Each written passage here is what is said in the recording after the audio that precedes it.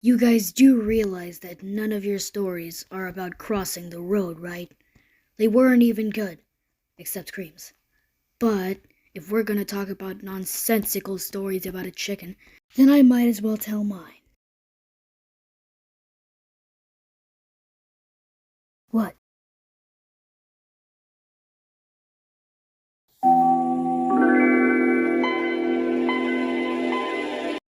The chicken wanted to become the ultimate life form.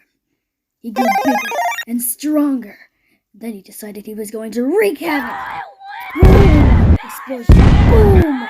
Boom! Flames everywhere. Everyone is dead. Boom! Another explosion. And now the chicken is bloodthirsty and he can't stop himself. So he decides to move on to another city and wreak chaos.